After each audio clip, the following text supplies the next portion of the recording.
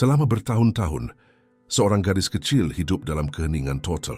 Ia mengidap autisme dan terperangkap di kursi rodanya sejak masih sangat muda. Ia tak pernah berbicara dengan guru-gurunya, tak menanggapi dokter, bahkan tak tersenyum pada keluarga terdekatnya. Satu-satunya orang yang berhasil mengajaknya bertukar kata dan pandangan adalah ayahnya sendiri. Sang ayah adalah seorang pria yang sangat berkuasa, namun tak berdaya menghadapi dinding tak kasat mata yang menjauhkan putrinya dari dunia. Hingga suatu hari, di sebuah restoran biasa, sesuatu yang tak terduga terjadi. Seorang pramusaji muda yang sederhana dan tak dikenal tanpa gelar atau jabatan bergengsi mendekati meja mereka. Dalam hitungan menit, apa yang para ahli ternama tak mampu capai selama bertahun-tahun menjadi kenyataan. Gadis kecil itu tersenyum, mau menerima suapan makanan, dan terbuka seperti yang belum pernah terjadi sebelumnya. Saat itulah sang ayah yang kaya raya menyadari bahwa hidupnya dan hidup si pramusaji akan berubah selamanya. Sore itu, restoran sangat ramai. Cahaya matahari menembus jendela kaca yang lebar, menerangi gelas-gelas dan menciptakan pantulan keemasan di meja-meja yang tertata rapi. Para pebisnis membicarakan urusan bisnis, para wanita memamerkan perhiasan, dan para pramusaji berlalu lalang dengan tergesa-gesa menyeimbangkan piring-piring mahal. Di tengah hiruk-pikuk itu Ana, sang pramusaji muda, berusaha menyembunyikan rasa lelah di wajahnya.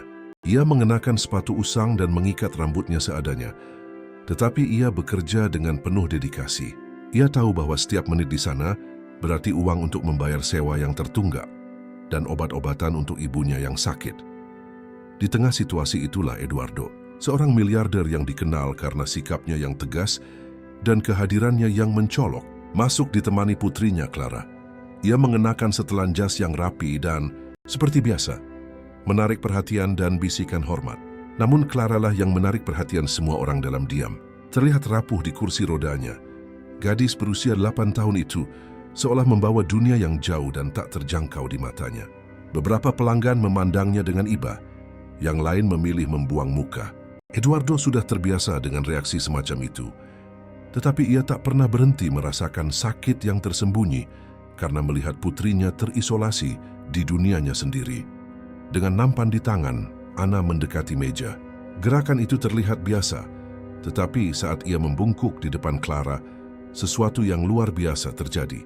Clara mengangkat pandangannya, menatap pramusaji itu, dan untuk pertama kalinya ia tersenyum kepada orang lain selain ayahnya.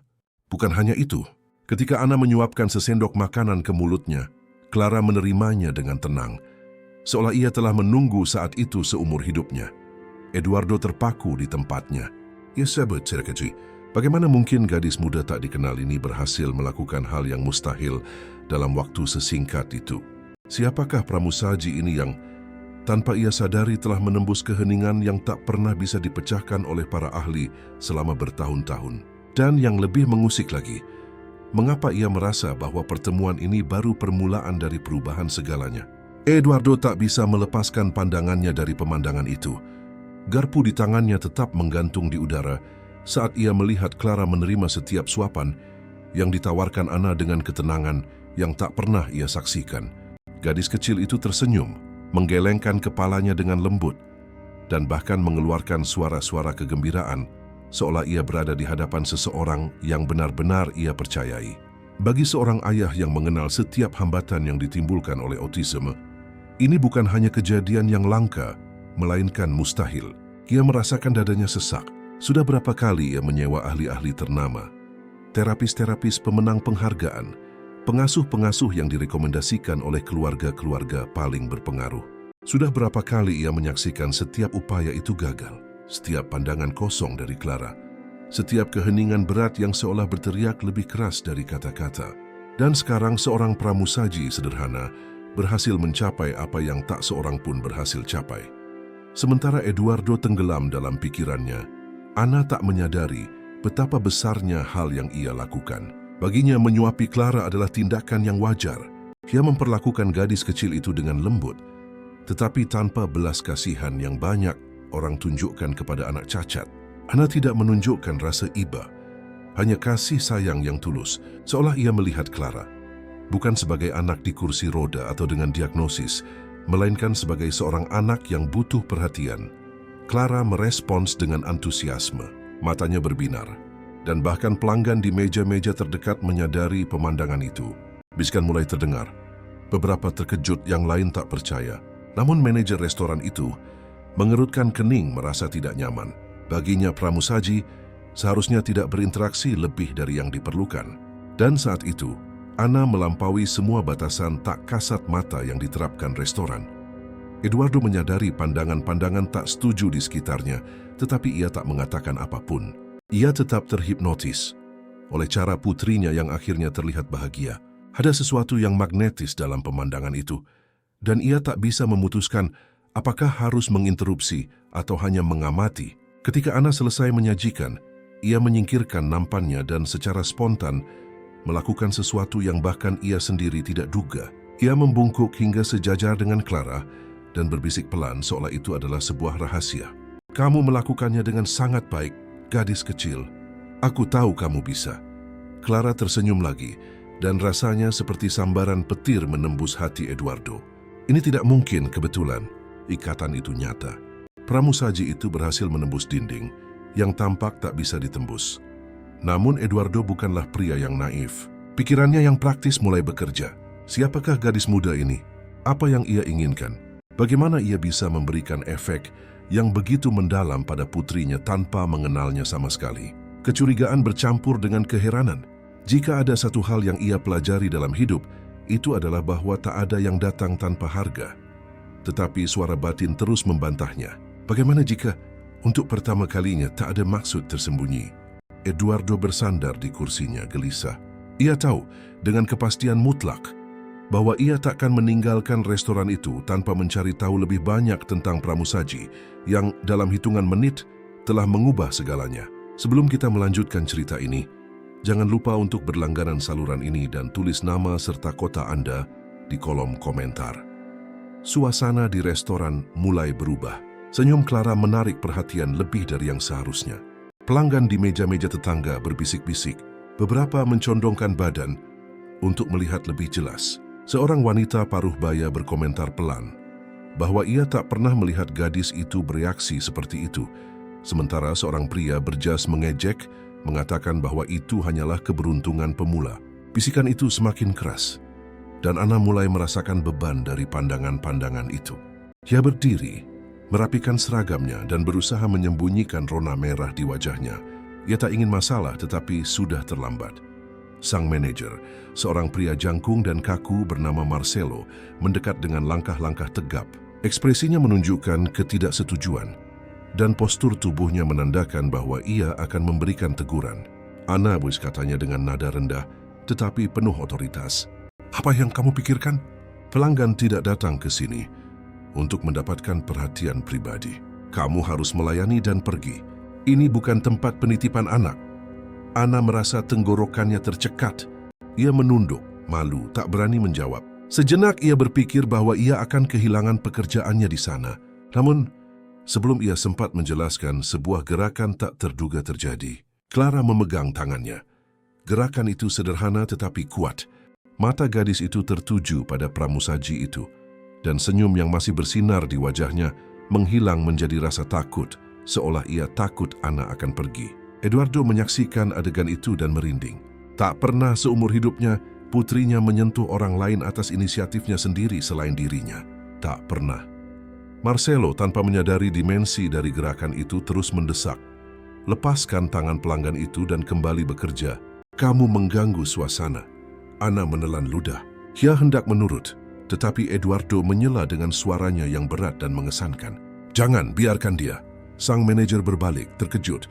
Eduardo jarang berbicara di depan umum di tempat-tempat seperti itu, tetapi perkataannya memiliki bobot. Keheningan menyebar di meja dan sekitarnya. Anna bingung, hanya tetap tak bergerak, dengan tangan masih terjalin dengan tangan Clara. Miliarder itu menatap Marcelo dan melanjutkan, "Untuk pertama kalinya, putri saya tersenyum kepada seseorang, dan Anda pikir itu mengganggu suasana." Marcelo tergagap, berusaha membela diri, tetapi Eduardo mengangkat tangannya mengakhiri diskusi. Manajer itu mundur, merasa tidak nyaman dan menjauh, tetapi suasana menjadi tegang. Anna merasakan kakinya gemetar. Ia tak pernah menjadi pusat perhatian seperti itu. Sementara itu, Eduardo tak bisa menghilangkan satu pertanyaan dari benaknya. Siapakah pramusaji ini yang telah memecahkan semua hambatan putrinya dalam waktu sesingkat itu? Miliarder itu menarik napas dalam. Sesuatu mengatakan kepadanya bahwa pertemuan ini baru permulaan dan bahwa jawabannya bisa mengubah semua yang ia yakini tentang hidupnya sendiri. Eduardo tetap diam selama beberapa detik, hanya mengamati. Tatapannya yang tegas, yang terbiasa membaca kontrak dan menganalisis rekanan dalam pertemuan jutaan dolar, kini terpaku pada pemandangan yang sama sekali tak masuk akal. Clara tidak melepaskan tangan Ana, seolah ia telah menemukan keamanan pada gadis itu yang tak bisa ditawarkan oleh orang lain. Itu adalah gerakan sederhana, tetapi bagi Eduardo setiap detailnya memiliki bobot sebuah keajaiban. Ia selalu percaya bahwa segala sesuatu dalam hidup memiliki logika, usaha, disiplin, uang. Jika ada sesuatu yang tidak berhasil, ia hanya perlu membayar para profesional terbaik. Begitu pula dalam bisnisnya. Begitu pula dalam kenaikannya ke puncak.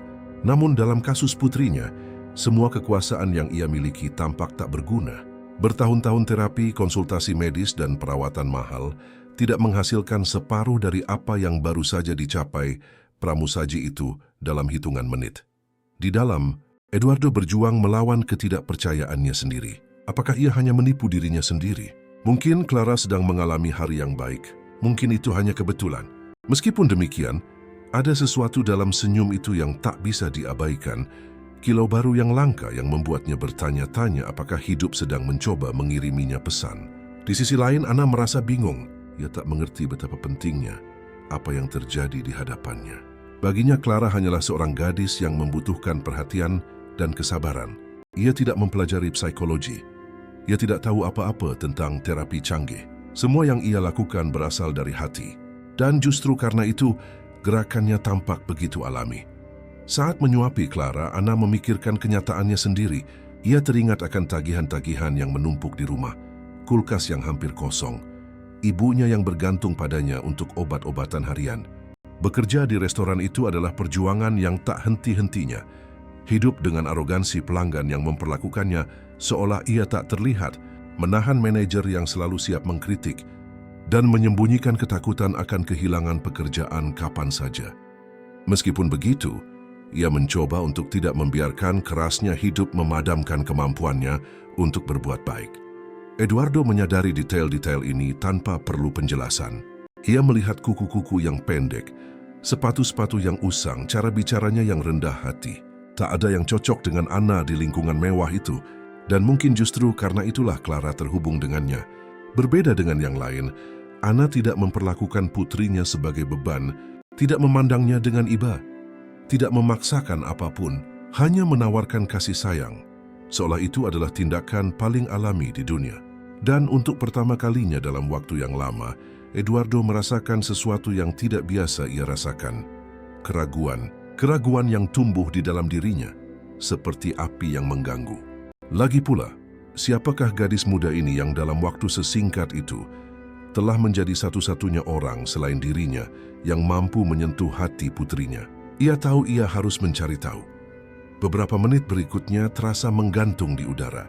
Clara masih memegang tangan Ana, tenang, seolah ia akhirnya menemukan tempat yang aman. Eduardo, seberapapun ia berusaha menenangkan diri, tak bisa melepaskan diri dari dampak pemandangan itu. Ia merasakan pandangan-pandangan dari meja-meja di sekitarnya dan tahu persis apa yang mereka pikirkan. Beberapa pelanggan berkomentar pelan, yang lain tertawa tersembunyi. Bagi mereka ini hanyalah keisengan yang tak biasa. Putri miliarder itu membiarkan dirinya terpikat oleh pramusaji biasa. Seorang wanita bergaun elegan berbisik kepada suaminya. Kasihan gadis itu, setiap isyarat perhatian sudah membuatnya terpikat. Pria itu, tanpa menyembunyikan apapun, membalas. Atau mungkin itu trik. Pramusaji ini tahu cara memanfaatkan situasi. Kata-kata itu tidak sampai langsung ke telinga Ana, tetapi beban dari pandangan-pandangan itu menghantamnya dengan telak. Wajahnya memerah, dan sejenak ia ingin menghilang. Perasaan tidak menjadi bagian dari tempat itu sangatlah kuat. Ia mencoba melepaskan tangan Clara dengan lembut, tetapi gadis itu menggenggamnya lebih erat, seolah memohon dalam diam agar ia tetap tinggal. Eduardo menyadari segalanya. Ia merasakan amarah tumbuh di dalam dirinya saat mendengar bisikan-bisikan beracun itu. Namun alih-alih bereaksi, ia memilih mengamati. Ada sesuatu dalam ketidaknyamanan Anna yang mengungkapkan lebih banyak tentang dirinya daripada kata-kata apapun. Ia bukanlah wanita yang mencoba menarik perhatian atau seseorang yang mencari keuntungan. Ia hanyalah seorang gadis muda yang sederhana, tak pada tempatnya di tengah kemewahan, tetapi dengan kekuatan tak terlihat yang mampu menembus bahkan hati putrinya. Ia bersandar di kursinya tanpa mengalihkan pandangan dan mengamati setiap detail. Seragam sederhana yang sudah usang karena waktu, tangan-tangan yang kuat tetapi kapalan, cara bicaranya yang pemalu, hampir malu-malu saat menghadapi perhatian yang tak terduga. Seolah setiap detailnya menceritakan kisah perjuangan yang tersembunyi. Hana di dalam, berjuang melawan ketakutan akan kehilangan pekerjaannya. Marcelo sang manajer masih berkeliling di ruang makan melontarkan pandangan-pandangan tidak setuju. Satu kesalahan lagi, dan ia bisa dipanggil ke dapur untuk mendengar peringatan yang paling ia takuti. Anda dipecat. Tetapi pada saat yang sama, ia tak bisa menjauh. Pandangan Clara menahannya, dan kelembutan anak itu membangkitkan insting yang berbicara lebih keras dari rasa takut. Eduardo menyadari hal itu dengan jelas. Pramusaji itu tidak memikirkan aturan atau konsekuensi. Ia memikirkan gadis kecil itu. Dan detail itu, dengan sendirinya, jauh lebih berharga daripada pelatihan atau teknik apapun yang bisa ditawarkan oleh para ahli. Saat ruang makan kembali ke bisikannya yang normal, Eduardo membuat keputusan yang tersembunyi. Ia takkan meninggalkan restoran itu tanpa mengetahui siapa Anna, dari mana ia berasal dan mengapa putrinya terhubung dengannya begitu dalam. Untuk pertama kalinya dalam bertahun-tahun, miliarder itu merasa berada di hadapan teka-teki yang tak bisa dibeli dengan uang begitu saja. Eduardo bukanlah pria yang membuang waktu dengan misteri. Seluruh hidupnya didasarkan pada jawaban cepat, keputusan tegas dan kontrol mutlak. Namun saat itu duduk di meja restoran, ia melihat dirinya dikelilingi oleh keraguan yang tak bisa ia abaikan. Siapakah pramusaji itu? Bagaimana ia bisa menembus dalam hitungan detik hambatan yang mengisolasi putrinya dari dunia? Ketika Anna menjauh sejenak untuk mengambil piring-piring lagi, Eduardo mengamati setiap langkahnya. Tak ada yang istimewa dari penampilannya di mata orang yang menilai berdasarkan kemewahan. Seragam sederhana, sepatu yang sudah usang, rambut yang diikat dengan praktis, tetapi ada sesuatu yang berbeda dalam postur tubuhnya. Ia bergerak dengan tergesa-gesa, tetapi tidak dengan dingin. Dan setiap kali ia melirik Clara, jejak kelembutan keluar dari ekspresinya. Ketika ia kembali ke meja, ia berbicara dengan suaranya yang tegas dan berat. Siapa nama Anda? Anna terkejut. Ia tidak terbiasa dengan pelanggan miliarder yang berbicara langsung kepadanya, apalagi dengan tatapan yang menusuk itu. Ia menelan ludah sebelum menjawab, Anna, Pak. Eduardo tetap diam selama beberapa detik menilai reaksinya. Ia terbiasa mengenali kebohongan, niat tersembunyi, sanjungan. Tetapi pada pramusaji ini tak ada semua itu, hanya campuran rasa hormat dan rasa malu, seperti orang yang tidak ingin menarik perhatian. Sudah lama bekerja di sini? Ia melanjutkan, beberapa bulan, jawabnya pelan, hampir malu. Ini satu-satunya pekerjaan yang saya dapatkan. Eduardo menyadari keraguan dalam suaranya, seolah ada beban tersembunyi di balik kalimat itu. Sebelum ia bisa memperdalam percakapan, Clara yang masih memegang tangan Anna mengeluarkan suara ceria, hampir seperti tawa tertahan. Miliarder itu merinding, sangat jarang mendengar suara itu, dan ia semakin yakin bahwa ini bukan kebetulan. Anna sebaliknya mencoba berkonsentrasi pada pekerjaannya. Ia tidak ingin kehilangan ketenangannya, tetapi intensitas cara pria itu mengamatinya membuatnya gugup. Ia tahu siapa pria itu, tentu saja. Siapa yang tidak kenal Eduardo Monteiro, pemilik perusahaan penghias sampul majalah dan pebisnis yang menggerakkan kekayaan. Namun di hadapannya, ia tidak hanya terlihat seperti pria yang berkuasa, melainkan seorang ayah yang putus asa, yang mencoba menguraikan sebuah keajaiban. Keheningan berlangsung selama beberapa saat, dan Eduardo menarik napas dalam. Ada sesuatu di dalam dirinya yang mengatakan bahwa Gadis muda ini menyembunyikan lebih dari sekadar kehidupan yang sulit. Sesuatu dalam sikapnya, dalam cara ia terhubung dengan Clara, seolah membawa jawaban yang belum ia pahami. Dan saat itu, Eduardo membuat keputusan. Ia tidak akan beristirahat sampai ia menemukan apa yang ada di balik pramusaji yang, tanpa ia sadari, baru saja mengubah segalanya. Eduardo selalu percaya bahwa orang-orang terungkap dalam detail-detail kecil, bukan kata-kata besar yang meyakinkannya, melainkan isyarat pandangan jeda di antara kalimat. Dan pada pramusaji itu, ada banyak hal yang bisa dibaca, sementara Clara masih tersenyum diam-diam, dengan tangan terjalin dengan tangan Ana.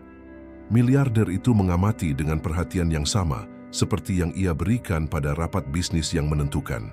Namun Ana mulai merasakan beban dari pandangan-pandangan di sekitarnya. Pelanggan menatapnya dengan ketidaksetujuan, seolah mereka tidak menerima bahwa seorang karyawan sederhana telah berhasil mencapai apa yang tidak bisa dicapai oleh dokter dan terapis. Seorang wanita dengan gaun sutra hijau berkomentar cukup keras untuk didengar. Pramusaji-pramusaji ini tahu cara menarik perhatian. Saya yakin sebentar lagi ia akan meminta pekerjaan atau bantuan. Komentar itu mengiris hati Ana. Ini bukan pertama kalinya ia mendengar penilaian semacam itu. Tetapi dalam situasi ini, rasanya jauh lebih menyakitkan. Ia ingin menjauh, bersembunyi di dapur, tetapi Clara tidak mengizinkannya. Gadis itu memegang tangannya dengan erat, seolah ia takut ia akan menghilang. Eduardo menyadari segalanya, matanya mengeras dan di dalam amarah yang terpendam tumbuh. Ia terbiasa menghadapi iri hati dan kepalsuan di dunia bisnis, tetapi ia tak pernah tahan melihat putrinya terlibat dalam situasi yang memalukan. Kontrasnya jelas. Pandangan-pandangan itu menuduh Ana mencari keuntungan, tetapi apa yang dilihat Eduardo hanyalah seorang gadis muda yang ketakutan, mencoba menyeimbangkan antara kebutuhan akan pekerjaan dan insting alami untuk merawat anak itu. Ketika Ana akhirnya menjauh untuk mengambil pesanan, Eduardo mengambil kesempatan untuk mengamati lebih jauh. Ia memanggil salah satu pramusaji senior dengan bijaksana, seorang pria bernama Silas yang sudah bekerja di sana selama bertahun-tahun.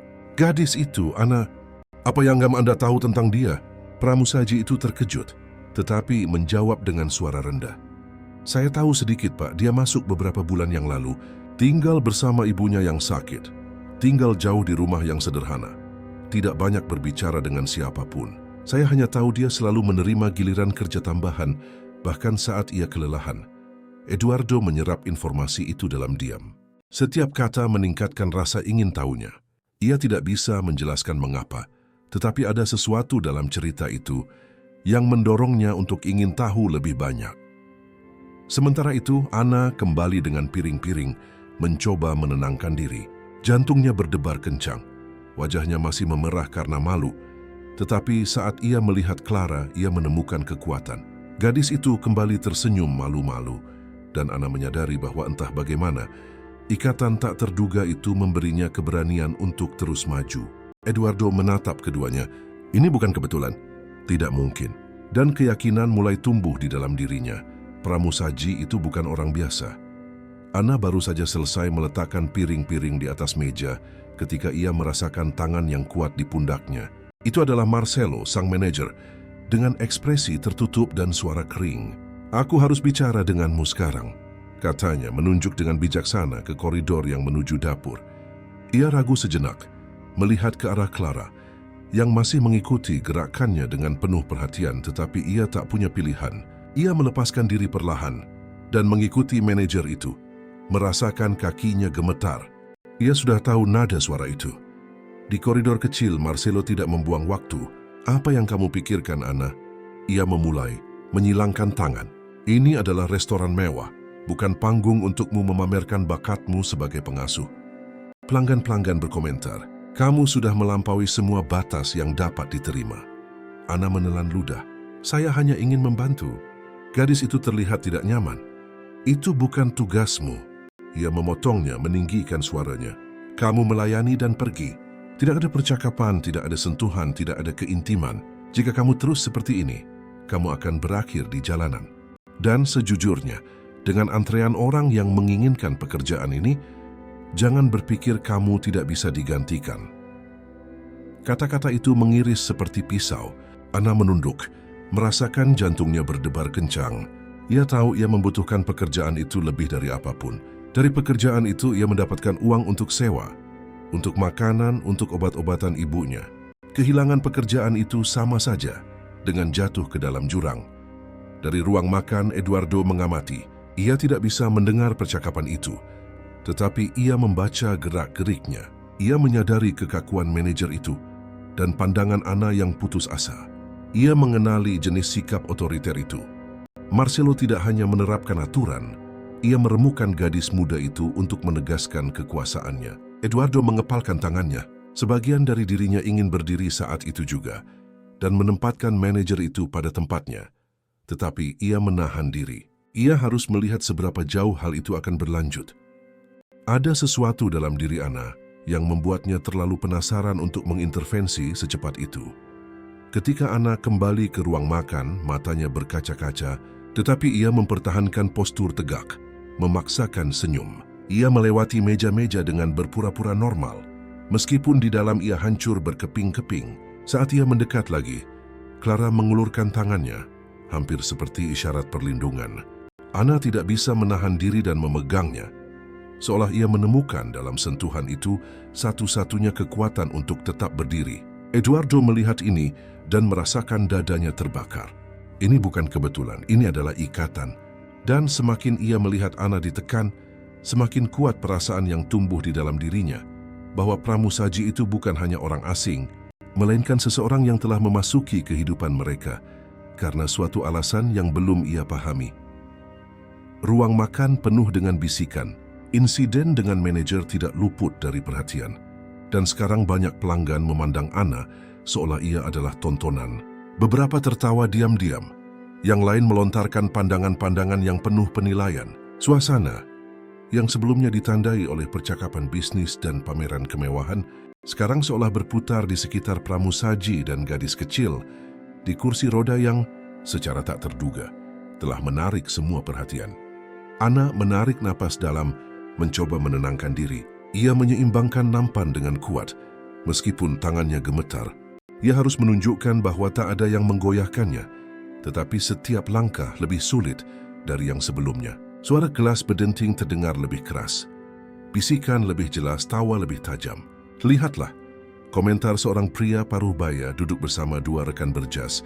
Putri miliarder itu tersenyum pada pramusaji, pasti karena kasihan. Anak-anak merasakan belas kasihan, kan? Teman-temannya tertawa, dan salah satu wanita di meja itu melengkapi. Atau mungkin gadis itu menyadari bahwa ini satu-satunya orang yang akan memberinya perhatian gratis, karena bahkan terapis pun tidak bisa mengurusnya. Tawa-tawa itu bergema dan Ana merasakan wajahnya memerah. Ia pura-pura tidak mendengar, tetapi kata-kata itu menembus seperti panah. Ini bukan pertama kalinya ia menahan komentar-komentar kejam, tetapi ada sesuatu yang berbeda sekarang. Clara melihatnya.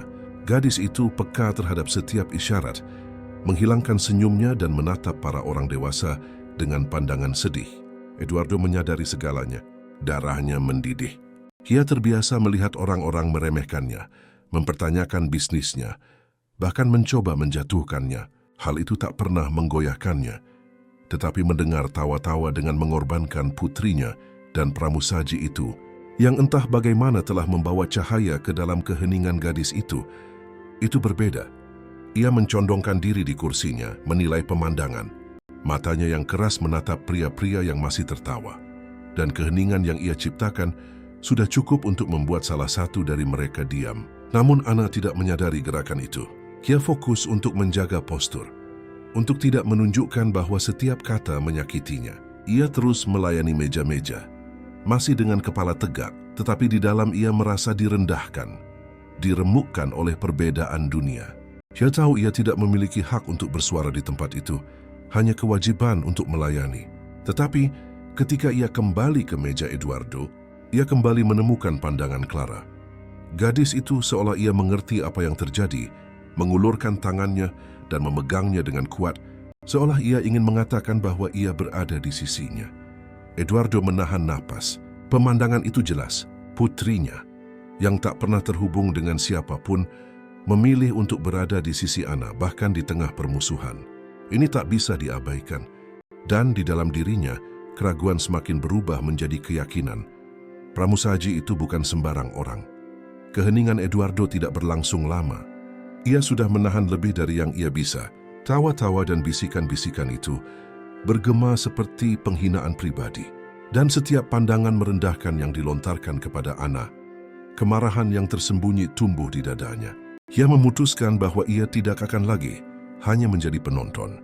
Ketika Ana kembali untuk memeriksa apakah meja itu membutuhkan sesuatu, Eduardo mengangkat pandangannya dan berbicara dengan nada tegas, suaranya yang berat memotong udara. "Duduklah sebentar, saya ingin bicara." Mata Ana melebar. Ia tidak tahu apakah ia mendengar dengan benar. Seorang pramusaji tidak duduk di meja pelanggan, apalagi seseorang seperti dirinya. Ia mencoba menghindar. "Pak, saya tidak bisa manager, Mbak. Saya bilang duduk." Ia memotongnya tanpa meninggikan suaranya, tetapi dengan otoritas yang selalu ia bawa. Para pelanggan di sekitarnya saling pandang, terkejut. Marcelo, sang manajer, mengerutkan kening dari jauh tetapi ragu untuk mengintervensi. Eduardo bukan sembarang pelanggan. Ia adalah tipe pria yang bisa, dengan satu panggilan telepon, menghancurkan atau menyelamatkan reputasi restoran. Dengan malu-malu, Ana menarik sebuah kursi dan duduk di ujungnya mencoba terlihat seolah ia tak ada. Jantungnya berdebar, dan ia bertanya-tanya apakah ini akan menjadi alasan lain untuk dipecat. Namun Clara terlihat lega, memegang tangannya dengan kuat. Eduardo mengamati setiap gerakan sebelum berbicara. "Sudah berapa lama Anda bekerja di sini?" "Beberapa bulan," jawabnya dengan suara rendah. "Ini satu-satunya pekerjaan yang saya dapatkan." "Dan sebelum ini?" Ia mendesak tanpa mengalihkan pandangannya. Ana menarik napas dalam. Ada sesuatu yang mengintimidasi dalam kehadirannya. "Saya melakukan pekerjaan informal. Membersihkan, menjual di pasar apapun yang muncul." Eduardo menyadari rasa malu dalam kata-katanya. Jelas bahwa ia tidak terbiasa berbicara tentang dirinya sendiri. "Dan keluarga Anda?" tanyanya menguji reaksinya. Mata Ana berkaca-kaca, tetapi ia menahan diri. "Saya tinggal dengan ibu saya. Dia sakit, butuh perawatan terus-menerus, dan itulah mengapa saya menerima begitu banyak giliran kerja. Saya harus membayar obat-obatan." Restoran itu seolah sunyi sejenak. Banyak pelanggan berpura-pura tidak mendengar, tetapi mereka semua memperhatikan. Kontrasnya jelas, sementara semua orang di sana hidup untuk pamer. Gadis muda itu bekerja sampai kelelahan hanya untuk menjaga ibunya tetap hidup. Eduardo tetap diam selama beberapa detik. Ia menganalisis setiap jawaban, setiap emosi yang terkandung dalam suaranya. Tampaknya tidak ada kebohongan, hanya rasa sakit, perjuangan, dan martabat. Clara saat itu mencondongkan diri lebih dekat ke Ana dan mengeluarkan suara lembut, hampir seperti celotehan ceria. Miliarder itu menutup matanya sejenak, merasakan beban dari pemandangan itu. Tidak ada lagi yang bisa disangkal. Pramusaji sederhana itu telah mencapai dalam hitungan menit apa yang ia cari selama bertahun-tahun. Eduardo bersandar di kursinya, tetapi ia tidak santai. Di luar ia mempertahankan ekspresi tegas, tatapan dingin yang selalu menyertainya dalam negosiasi dan rapat dewan. Tetapi di dalam, ada sesuatu yang menggerogotinya. Ia tak pernah suka kehilangan kendali, dan sekarang ia menyadari bahwa ia sepenuhnya dikendalikan oleh situasi yang bukan bagian dari dunianya. Clara masih memegang tangan Ana dengan kuat, seolah ia telah menemukan jembatan di dalam dirinya untuk keluar dari keheningannya. Eduardo mengenal putrinya dengan baik. Ia tahu bahwa tak ada yang bisa meyakinkannya, bahwa tak ada profesional yang berhasil mendapatkan reaksi serupa.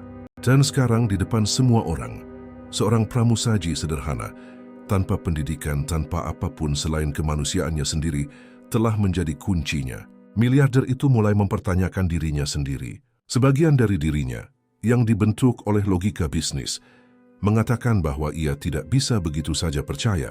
Segala sesuatu ada harganya, pikirnya. Mungkin itu kebetulan, mungkin gadis muda itu sedang memanfaatkan situasi. Namun, sebagian yang lain, sebagai seorang ayah yang melihat putrinya tersenyum lagi, berteriak di dalam dirinya. Apapun alasannya, ia berhasil. Ana sebaliknya merasa benar-benar tak pada tempatnya. Ia tak mengerti mengapa pria berkuasa di hadapannya mengajukan begitu banyak pertanyaan. atau mengapa putrinya terlihat begitu terikat padanya. Ia takut semua ini hanyalah ilusi yang akan berakhir dengan hukuman. Pekerjaannya sudah di ujung tanduk dengan ancaman Marcelo, dan setiap langkah salah bisa sangat merugikan. Saat ketegangan itu muncul, pelanggan-pelanggan di dekatnya terus memperhatikan. Kontras antara dua dunia itu terlalu jelas untuk diabaikan. Di sana, seorang miliarder dikelilingi oleh kekuasaan, terbiasa mengendalikan segalanya, terkejut oleh seorang karyawan yang tak memiliki apapun untuk ditawarkan selain dedikasinya sendiri. Dan ada sesuatu yang tidak nyaman tentang hal itu bagi orang yang menyaksikannya. Seolah kerapuhan Ana mengekspos kesia-siaan kemewahan di sekitarnya. Eduardo kembali menatapnya, memperhatikan posturnya, tangan-tangan yang kapalan, mata yang lelah, tetapi penuh kejujuran yang sudah lama tidak ia lihat. Ia bertanya pada dirinya sendiri dalam diam berapa kali ia telah meremehkan orang-orang seperti dia, percaya bahwa mereka tidak bisa menambahkan apapun ke dunianya, yang sekarang justru seseorang seperti itu yang menunjukkan kepadanya dan putrinya sebuah jalan yang tak bisa dibeli oleh semua uang. Dadanya sesak. Ia tak ingin mengakuinya, tetapi ada sesuatu dalam diri gadis muda itu yang menggoyahkan keyakinannya. Untuk pertama kalinya dalam waktu yang lama, Eduardo merasa rentan dan itu membuatnya gelisah. Dan jauh di lubuk hatinya, sebuah pertanyaan bergema tanpa henti. Apakah ia berada di hadapan kebetulan atau takdir yang tak bisa lagi ia abaikan? Marcelo telah mengamati dari jauh, semakin jengkel setiap detiknya. Melihat Ana duduk di meja bersama pelanggan yang berkuasa, baginya sudah cukup menjadi alasan untuk teguran, tetapi fakta bahwa itu adalah Eduardo Monteiro membuat situasinya menjadi lebih rumit. Manajer itu merasa ia harus bertindak, tidak hanya untuk melindungi citra restoran, tetapi juga untuk menunjukkan otoritas di depan karyawan lain. Mengambil kesempatan saat Ana bangkit untuk mengumpulkan piring-piring, Marcelo dengan cepat menghampirinya, memegang lengannya, tidak dengan kekerasan, tetapi dengan kekuatan yang cukup, agar semua orang melihat. Sudah cukup, Ana. Suaranya keras, dingin, dan penuh penghinaan. Kamu tidak dipekerjakan untuk pamer atau berdrama.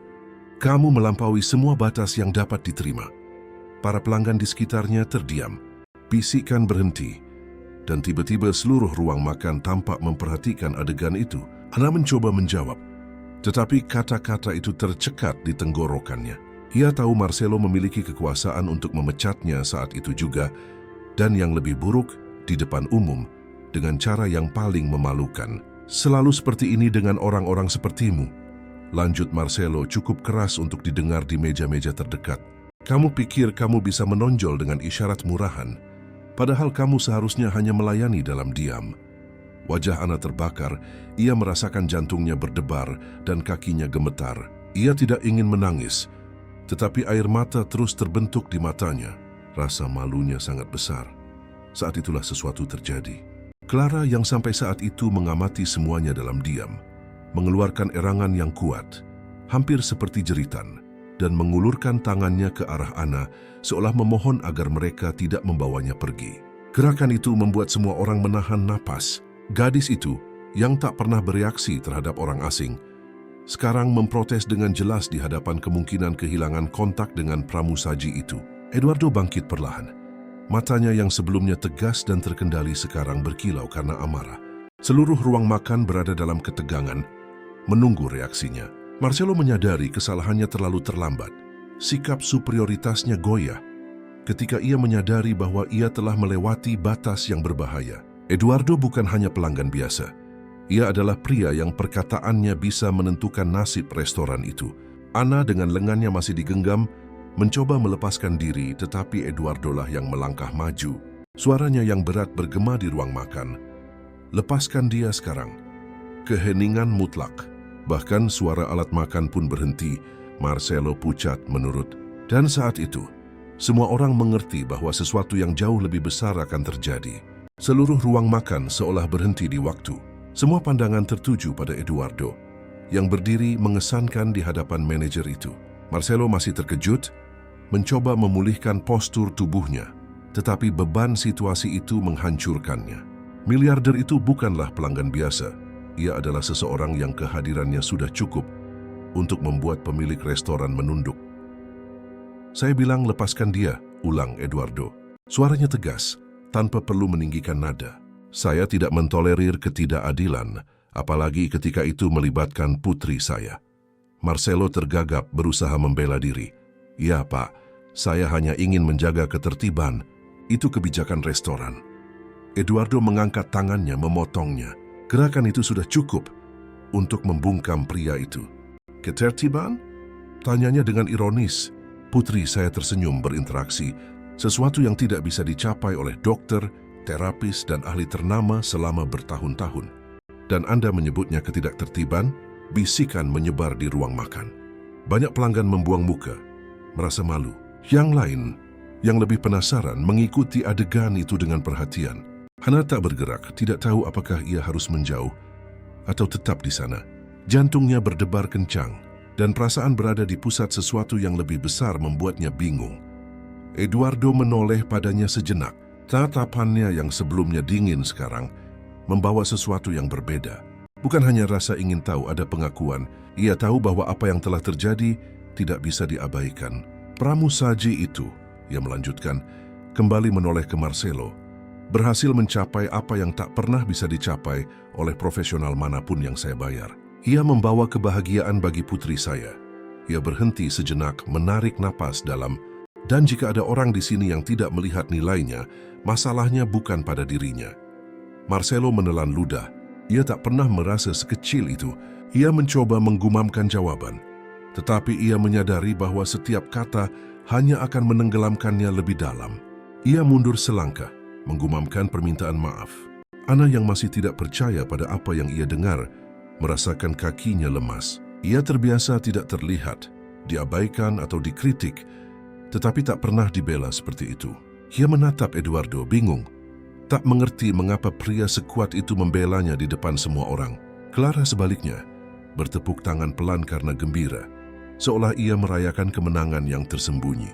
Matanya berbinar, dan senyum yang terukir di wajahnya menegaskan bahwa baginya Ana bukan lagi hanya seorang pramusaji, melainkan seseorang yang istimewa. Eduardo menarik napas dalam dan kembali duduk, tetapi suasana tetap tegang. Ia telah menjelaskan kepada semua orang, Ana tidak akan diperlakukan dengan penghinaan, dan jauh di lubuk hatinya, ia tahu bahwa itu hanyalah langkah pertama dari keputusan yang akan mengubah hidup gadis itu selamanya. Restoran itu, yang sebelumnya ramai dengan tawa dan percakapan, sekarang seolah bernapas dalam keheningan. Orang-orang masih menatap Ana dengan rasa ingin tahu, tetapi tak ada lagi yang berani membuat komentar keras. Intervensi Eduardo telah menempatkan semua orang di tempatnya. Meskipun demikian, Ana tidak bisa merasa nyaman, jantungnya berdebar kencang, dan perasaan berada di luar tubuhnya sendiri mendominasinya. Tak pernah seumur hidupnya seseorang yang begitu berkuasa membela dirinya.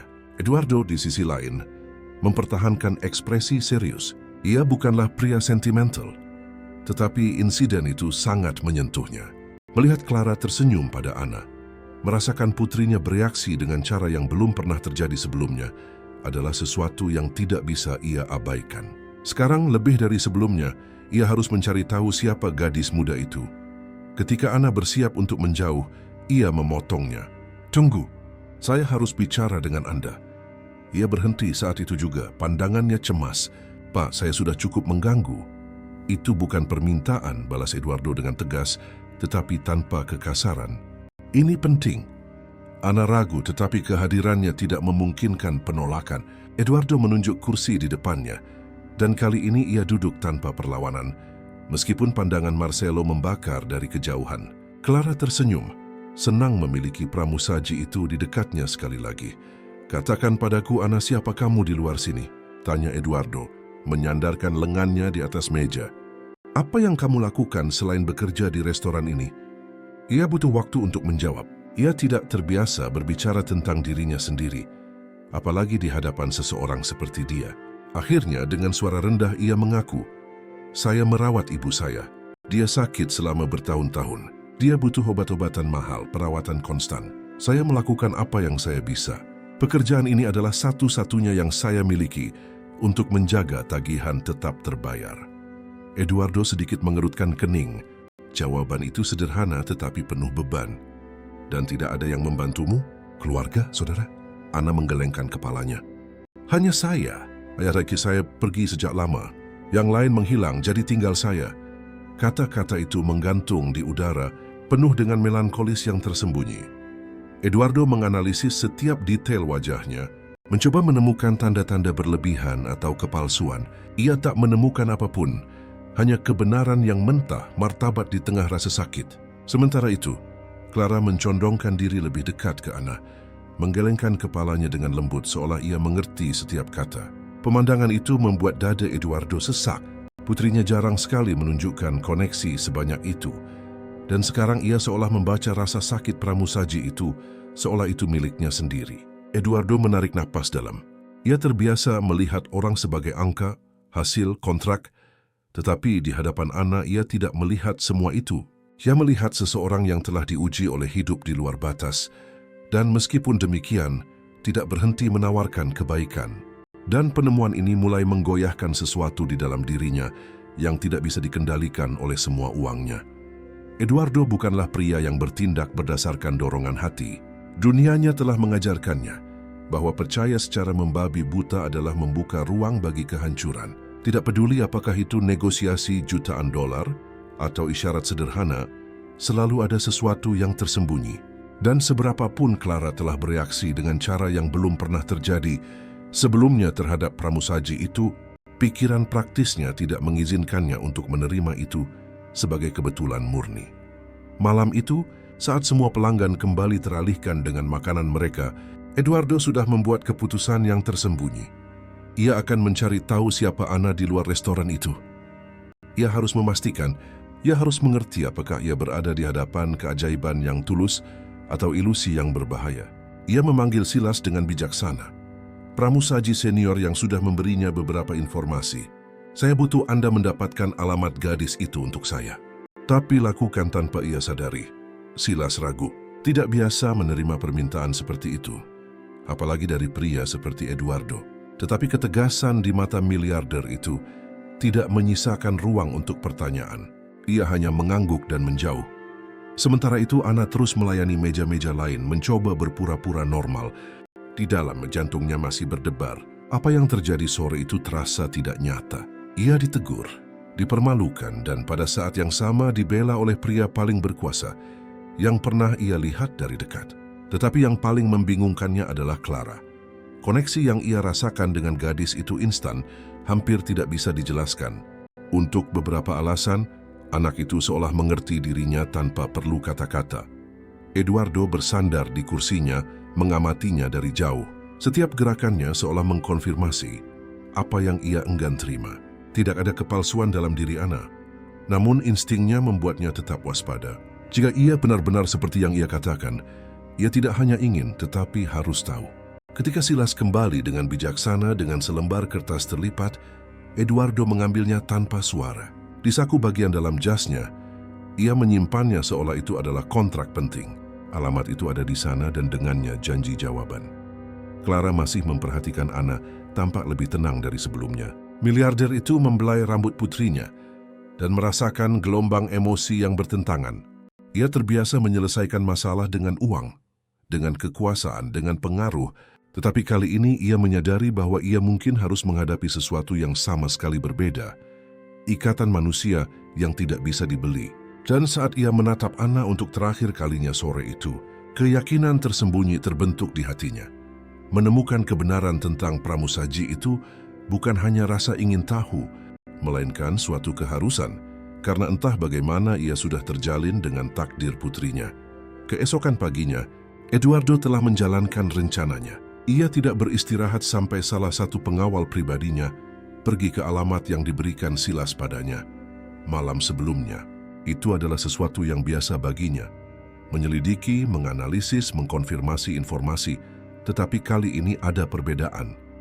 Ia tidak mengevaluasi rekanan, pesaing, atau kontrak.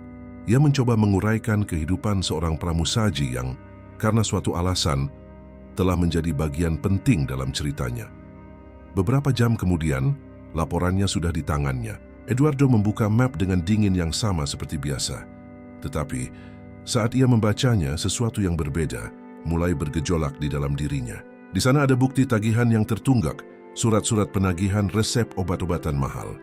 Rumah itu, yang terdaftar atas nama Ana dan ibunya, digadaikan dan berisiko hilang. Foto-foto yang disertakan dalam laporan itu menunjukkan sebuah rumah sederhana dengan dinding-dinding yang terkelupas dan halaman yang tidak terawat. Di salah satu gambar, Ibu Ana terlihat duduk di kursi goyang, rapuh dengan ekspresi lelah.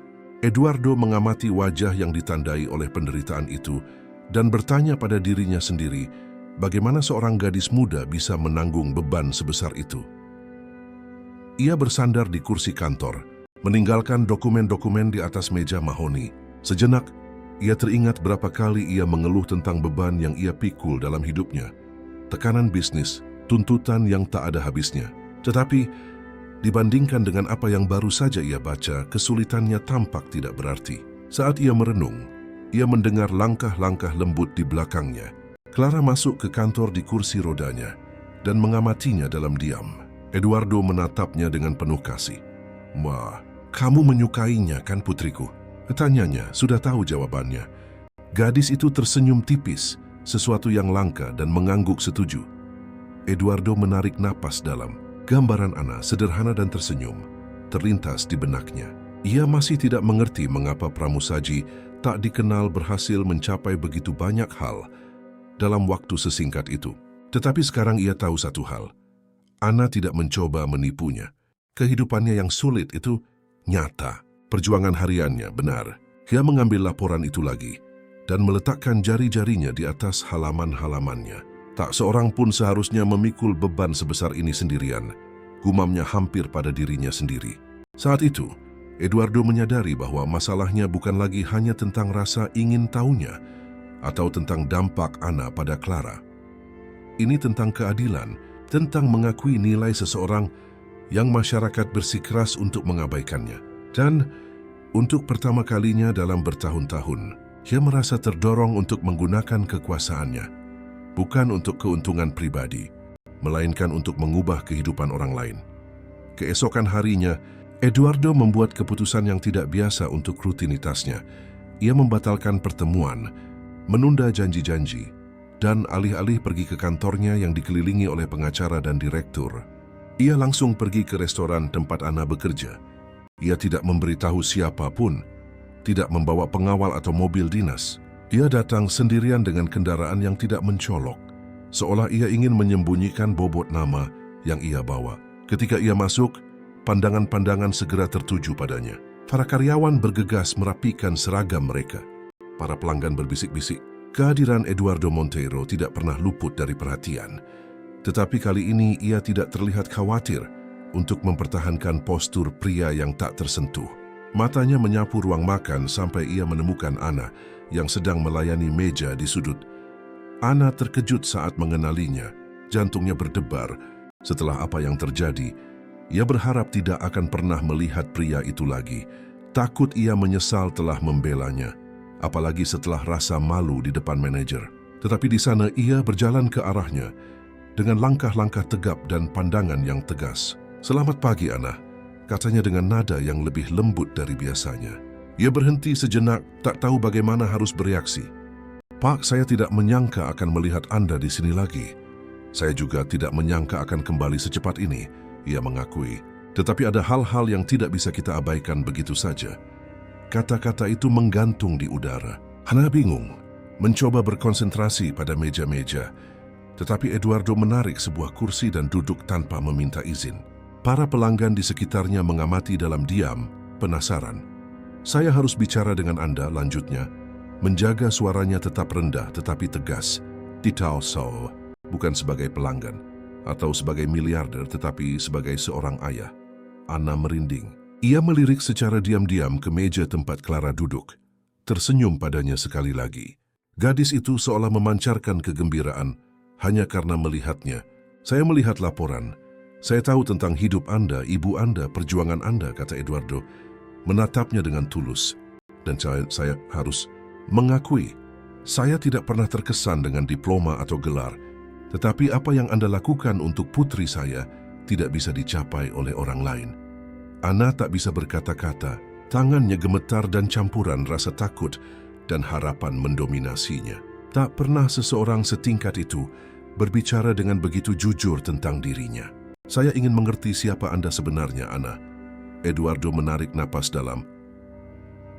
Maman si tunusaend, karena entah bagaimana saya merasa bahwa takdir putri saya dan takdir Anda lebih terhubung dari yang saya bayangkan. Ana, terharu, mengalihkan pandangannya. Tak tahu apakah ia harus mempercayai setiap kata. Tetapi, jauh di lubuk hatinya ada sesuatu yang mengatakan kepadanya bahwa pertemuan ini bukan hanya awal dari percakapan, melainkan awal dari transformasi yang akan mengubah hidup mereka selamanya. Ana tidak tahu harus meletakkan tangannya di mana. Ia merasa terlalu kecil di hadapan pria yang membawa di matanya kekuatan orang yang selalu memegang kendali. Tetapi pada saat yang sama ada sesuatu yang berbeda dalam dirinya saat itu. Itu bukanlah sikap dingin miliarder yang ditakuti semua orang, melainkan kerentanan seorang ayah yang berjuang untuk melihat putrinya tersenyum. Eduardo tetap diam selama beberapa detik, seolah mencari kata-kata yang tepat. Matanya beralih ke Clara, yang masih tersenyum pada Ana, bermain dengan serbet di atas meja dalam isyarat ketenangan yang terlalu langka untuk diabaikan. Kemudian ia menarik napas dalam dan berkata, Anda harus tahu saya di sini bukan untuk mengkritik atau hanya untuk berterima kasih. Saya di sini karena Anda mengubah sesuatu yang saya yakini tidak mungkin. Ana mencoba menjawab, tetapi suaranya tercekat. Hanya melakukan apa yang akan dilakukan orang lain. Eduardo menatapnya dengan tegas. Tidak ada orang yang melakukannya. Tidak ada yang berhasil. Dokter, terapis, guru, semuanya gagal. Dan Anda? Dalam hitungan menit Anda menembus dinding yang memisahkan kami selama bertahun-tahun. Itu bukan hal biasa, Ana. Jantungnya berdebar kencang. Ia merasakan air mata menumpuk di matanya. Tetapi ia mencoba menahannya. Tak pernah ada orang yang menghargai isyaratnya seperti itu. Saat itulah Eduardo mencondongkan diri ke depan, menyandarkan lengannya di atas meja. Theseus, saya ingin memberi Anda sebuah tawaran. Kalimat itu terdengar seperti sebuah kalimat yang penuh beban. Saya ingin Anda lebih hadir dalam kehidupan putri saya. Saya ingin Anda menjadi bagian dari rutinitasnya. Seseorang yang menemaninya, yang berada di sisinya di saat saya tidak bisa. Mata Ana melebar. Ya ampun Pak, saya... Suaranya keluar hampir seperti bisikan. Saya hanya seorang pramusaji. Eduardo tidak mengalihkan pandangannya. Justru karena itu, Anda tidak mencoba menjadi dokter, atau ahli, atau terapis. Anda hanya menjadi manusia, dan putri saya merespons itu. Itulah yang ia butuhkan. Kata-kata itu bergema di dalam diri Ana seperti guntur. Tawaran itu tampak absurd. Bagaimana ia bisa meninggalkan pekerjaannya, keamanan minimal yang ia miliki, untuk mengambil peran yang begitu tak terduga. Dan pada saat yang sama, bagaimana ia bisa menolak setelah melihat kilau di mata Clara. Keheningan yang terjadi di antara mereka terasa tak ada habisnya. Jantung Ana berdebar sangat kencang, sehingga ia bisa bersumpah bahwa semua orang di ruang makan bisa mendengarnya. Eduardo sabar, hanya menunggu. Ia tahu keputusan itu tidak akan mudah, tetapi ia bersedia menunggu. Dan saat itu, Ana mengerti bahwa hidupnya baru saja mencapai persimpangan jalan. Setiap pilihan mulai saat itu akan mengubah tidak hanya masa depannya, tetapi juga masa depan Clara dan bahkan Eduardo.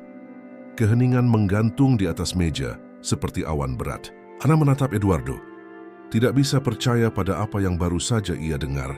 Ia merasa terpecah antara rasa takut dan harapan. Rasa takut untuk meninggalkan sedikit yang ia miliki, pekerjaan yang tidak stabil tetapi pasti, dan harapan untuk akhirnya melihat jalan yang berbeda, tidak hanya untuk dirinya sendiri, tetapi juga untuk ibunya. Clara tidak menyadari ketegangan orang dewasa, terus tersenyum, menggenggam tangan Ana dengan kuat, seolah ia sudah membuat keputusan untuknya. Isyarat yang sederhana dan polos itu memiliki bobot lebih dari argumen apapun. Pak, Ana akhirnya bisa berbicara dengan suara tercekat. Saya tidak tahu apakah saya bisa. Saya hanya seorang gadis yang mencoba bertahan hidup hari demi hari. Saya tidak punya persiapan. Saya tidak punya pendidikan.